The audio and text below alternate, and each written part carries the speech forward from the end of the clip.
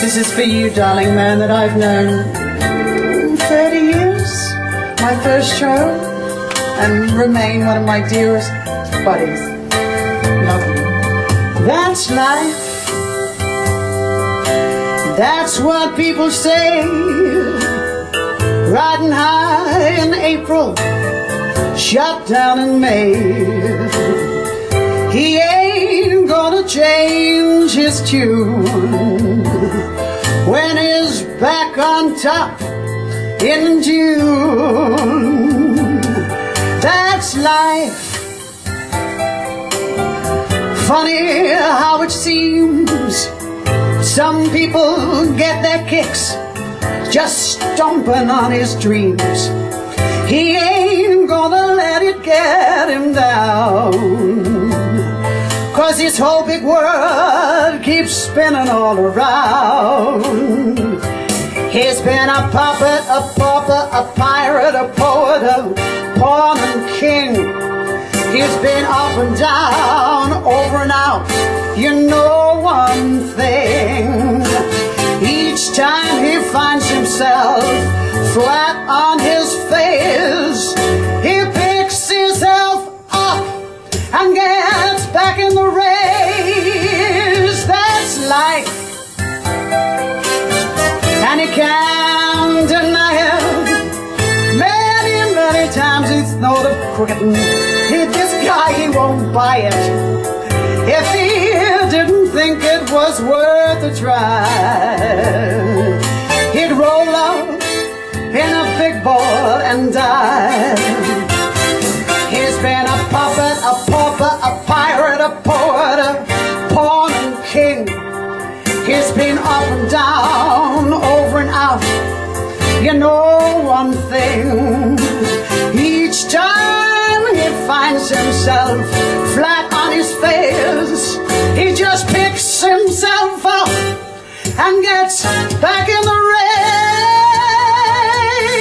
That's life, and he can't deny it. Many, many times he thought of quitting, but Derryn, he won't buy it. If he didn't think it was worth a try, he'd roll up in a great big ball and die.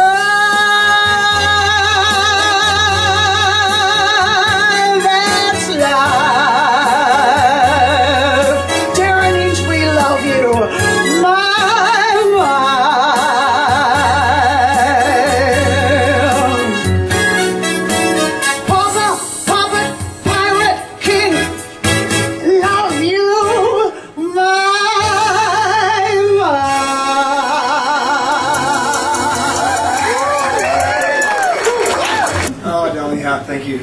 Thank you. That was unbelievable. I knew you were going to sing that for me, and I thank you for coming and doing it, because I wanted it deliberately, because I thought that in that song I can tell my whole life. I can go through it very simply and just pick a few lines out of it and say, okay, he's been a puppet, pauper, pirate, poet. I don't think I've been a puppet. I hope in all those years I've never been anybody's puppet. They've tried to make me one, they've sacked me. So puppet's out. Pauper, that's in. Pauper comes close. It would end in the bad times of my Grizzly Adams period. I had $6.49 in my ATM, and which is worse than having nothing, because the minimum withdrawal was $20. So I couldn't get that out. So the pauper bit sits there, and having been rich and poor, I prefer the former. And somebody said, how could you blow over the years $14 million? I said, yeah, but I had it. I had it. Made it seem better. So that takes care of pauper. Pirate, yeah, I guess over the years I've been a bit of a swashbuckler. I've swashed my buckle and buckled my swash on occasion on several continents, so I'll take that one. Here we go. We've got pirate, pawn. Yeah, pawn. Well, I don't think I've been a pawn either. I've sort of been a soft porn star. One picture that appeared, it was done for Playboy magazine when I was broke, and it keeps popping up 30 years later. I did it for a $300 story on how to have the ultimate dirty weekend, and the editor of Playboy paid me $300, and sadly, it was a professional model. It wasn't a girlfriend who was with me at the Hilton in Sydney. Professional model, and sadly, that picture, I look at it and I feel very sad because her name was Alison Best. She was a model and she became an actress. She made a movie called Man of Flowers, and she died of a heroin overdose only 2 or 3 years later. So I'm one of the people who looks at that picture and do not have nice memories about it. So that's Paul. And a king. Well, the only time and the only reason I'd ever say that I was a king was because of the royalty I've had in my life, and they are the women in my life. And they have been wonderful to me. I've had wonderful relationships. On Monday we had Jackie Weaver looking like a fairy princess. She was a princess in Hollywood, and for 5 years last month I've been married to my princess, another princess, my darling wife Chanel. Thank you, darling, and for what you've been through in recent times over my illness and things. So it's the women in my life, the princesses who have made me a king. Over and out, well, I've been over and nearly out. I've nearly come out, but I don't think I'm out. That bit I can leave to one side. I do keep bouncing back. I mean, you get sacked 14 times, you sort of get used to it, and you have people who have fired me, have actually hired me again, so they must think that I'm doing something right. It's quite funny that they hire you for the opinions you have, and then they fire you for the opinions you have. Never quite worked that out. I've never gone into a job when they haven't known what they were getting or what they were buying. I did learn one thing along the way, and especially in television, the best way to get more money out of a mogul, like a Kerry Packer or a Christopher Skase, is tell them you can't afford me. It's fantastic. They hate it. They hate it. Their egos are so huge. If you say you can't afford me, they say, I'll show you. And it doesn't enhance the bank balance quite a lot. So there are parts of that song that I've been up and I've been down and over and out, all those sorts of things. I have tried. I've said that in, I think it's the song That's Life, going back. I first used it as a theme song at 2UE back in about 1975. I was editor of the Sydney Sun. It was weird. They said to me, come and do a Saturday night radio show. I didn't know radio. I did news broadcasts from America. They said, come and do a radio show. And I did 4 hours Saturday night, 8 till midnight. Nobody ever spoke to me. I never spoke to management. They never told me that it was any good or it was bad, or what music I was going to play, or anything I was going to say, or the calls I took. I did that for about 6 months, blindly bobbling away there on 2UE, but I'd always play. I thought, I guess you have to have a theme. And Bob Rogers, my old mate, he was a man who told me, he said, best advice I ever had, and Derryn James knows this, because he works weekends, was never learn to work the equipment or you have to work weekends. So I never did, and I never did. The only thing I can do is turn a mic on. I don't even do that. Mark Gaines turns that on for me. I don't turn my mic on and off. I only have access to the kill button, and that's if I have to hit the button to just stop something defamatory going to bed. It's not something I've said.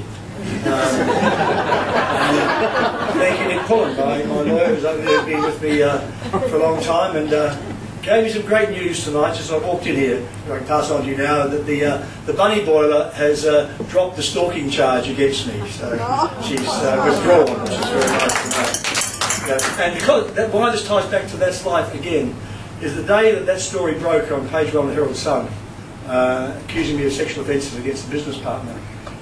That night, Chanel and I, who had not been married for very long, only a few weeks, went to Crown, Annie Peacock over there, went to Crown and went to Palms to see Rhonda. And Rhonda got up that night and dedicated a song to me and sang That's Life for me. And I said to her after, I said, you didn't have to do that, and also, you didn't know whether it was true or not. You put your hand up and said you're my friend and supported me at a time when, did you know it wasn't true? And she said, I just knew you couldn't have done it.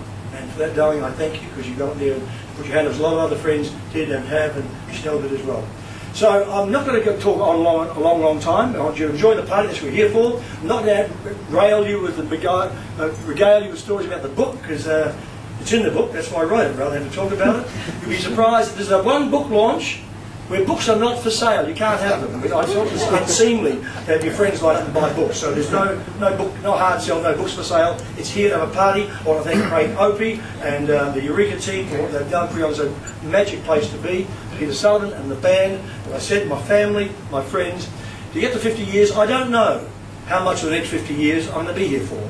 I suspect it's not going to be for very much of it. The piece of the song that I do not agree with, and that is that about July. I'll get to July in 1 second, because May is the other part of that song that I find funny, because somebody called me up once on 3AW and said, well, you have to change your theme song, don't you? And I said, no, why? You have to change your theme song now. I said, why? I said, well, shot down in May. So? Well, the Pope was shot in May. You'll upset all the Catholics. I said, well, I don't think Frank Sinatra thought about it much, and neither did I. I said, shot down in May, still there. But the bit about the song that I do not like, do not agree with, is if nothing's thumping come this year July, I'm going to roll in a big ball and die. I ain't rolling up any time, any place soon. I'm not dying soon. I'll be here for a long time. I'll leave you with one little thing. I'm now a devotee of social media and Twitter, which I attacked and said, it's rubbish, it's nonsense, I don't care what Shane Warne would have baked beans for breakfast. But I have become a devotee of Twitter. As a tabloid journalist, as Peter Blunden would know, you can write any editorial in 140 characters, piece of cake, you can knock that over. So I'll tell you, I reduced the meaning of life. You all want me to give you words of wisdom. The meaning of life, I reduced it to 79 characters. And the meaning of life, thanks to Twitter, in 79 characters, is that inside every older person, there's a young person saying, in my case, I don't agree with that. I know what happened, I know exactly what happened, I know 50 years of what happened, and I loved it, I'm still loving it, thanks for coming.